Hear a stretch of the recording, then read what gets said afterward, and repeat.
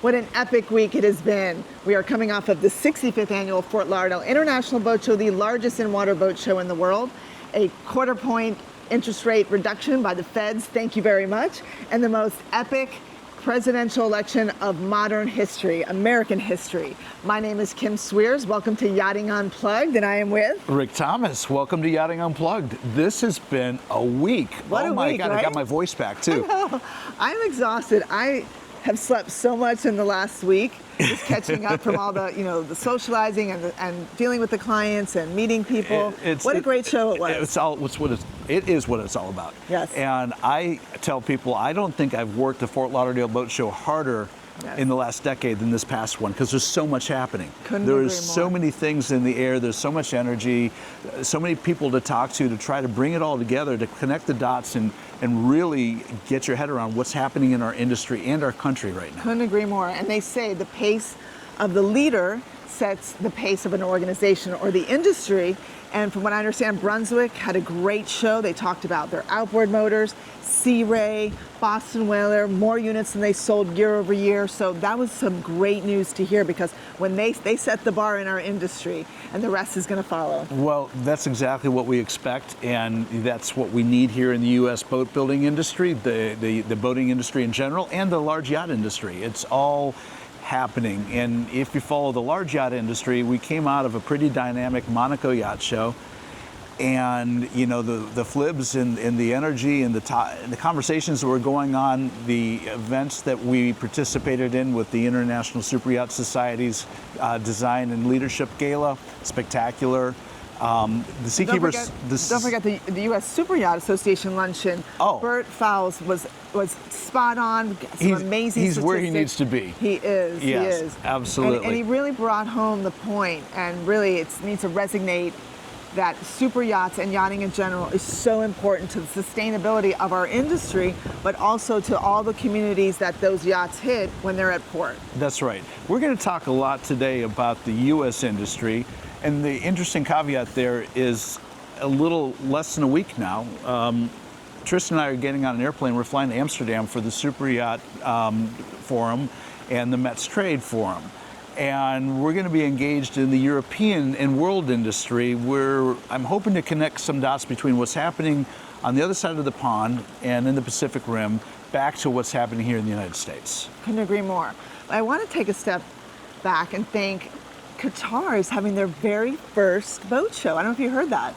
Very first one. I had not. 90 yachts are on display. It's actually going on right now, and I'm so excited about that, because whenever we have a birth of a new boat show, it means that area is expanding and growing, so hats off to them on that. Yeah, and that's not far from Dubai. I had been doing the Dubai Boat Show for many years, and I remember when that really started off, and it brought a huge amount of yachting industry into Abu Dhabi and the Emirates, and those are positive attributes. These are good things, yes, even though they're not happening here in the United States. It's good for our industry in general. No, yachting worldwide is so important to not just the social side, but the economic side of what they bring to every single community, every single country. Yes. I've had the luxury to travel with a friend of mine that has a mega yacht.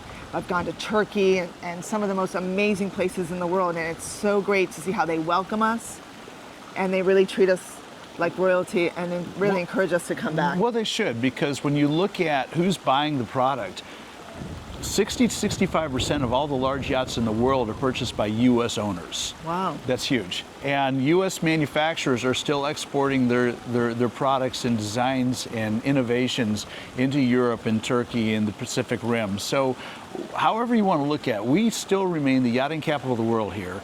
And our innovations, our resources, our wealth support so much of the worldwide boating industry. And the city of Fort Lauderdale, Broward County, has really stepped up. I spoke at a city commission meeting, I think like 5 years ago, on behalf of Suntex. I had recently come off of a trip to Turkey and brought my experience firsthand to the commission. I spoke of my experience and how Turkey was really making pathways for all the yachts to visit, and brought what I just experienced. They passed it unanimously to move forward with Suntex to have that mega yacht Marina, which is now Las Olas Marina. Yeah, we're going to have to go over there one of these days and do I a really little think conversation we on those should. docks. And you bring up a good point, because this Fort Lauderdale International Boat Show is a 7-location, millions of square footage, 1,000 vendors, 1,300-ish boats, I believe, on display. But my point being is, of those 7 locations, all of them have gone through a dramatic either renovation or redevelopment. And I hats off to the county, to the city, and all of the people involved in really all those projects. And I look forward, you and I are going to make the commitment to visit all of them. Absolutely. In a little bit coming up, we're going to start with Megan Legacy and Pier 66. Oh, great. Really excited about that project. It's now almost done. Well, and that's a good takeaway, because we just went through a boat show that I thought was phenomenal. Every one of those sites is currently under development. Yeah. There is work going on, yet we had a boat show where you didn't really realize that. No, that you was didn't. kind of in the background. The show seemed like no different than any other, and it was kind of remarkable. They could keep all that construction and all of that development happening and still run these boat shows as well as they did. Couldn't agree more. And imagine when it's actually, the ribbon cuttings are done. Oh, yeah. And it's all fully functional, how incredible this boat show is going to be. Absolutely. And not just that, but just the yachting community in general is really going to come here. They're going to choose it not only for a final destination, but for repairs and many other things. So I want to segue a little bit, because you started this conversation talking about how we just experienced probably one of the most dynamic political events of my lifetime, your lifetime almost certainly. I realized going into the election that this was going to be a conversation of the country. And what came out of this election, you can't deny there's now a mandate. All metrics were met. I agree. And so what I've always supported and enjoyed in our conservative party, and I think our current president-elect has done a good job of bridging the gap between both parties in how he's building his vision for a new administration, is pro-business, reduce taxes, making the opportunity to build your entrepreneurial business better with less government. And you also left out access to waterways. They're really putting a lot of money into the marinas and the ramps and all these ports of calls to really cater to our industry, which is super important. And thanks to Frank and his team at the NMMA, we are working on the right whales, and obviously collaboration between technology companies as well as government agencies, where we can coexist, if you will, with the whales. That's important. That's important. I think when you look at these big wind farms that they're creating on the ocean without any real regard to the environmental impact, because it's all about trying to create more green energy, yet the efficiencies of these wind farms are nominal, really. It's time to maybe take a relook at this, because there are potentially better ways that are more environmentally friendly. They're not going to impact, it's not just those whales, it's most of that marine life around those areas get impacted by this. I couldn't agree more. So yeah, let's be realistic about I'd like to read what Frank said, his press release. Frank Hogelmeyer, Sure. President and CEO of the National Marine Manufacturers Association, as we know it as the NMMA. Yep. He writes and announced, on behalf of the more than 36,000 businesses that make up the recreational boating industry, we extend our congratulations to President-elect Trump. Recreational boat, marine engine, and accessory manufacturers are united in our mission to ensure the growth and success of our nation's 230 billion with a B recreational boating economy.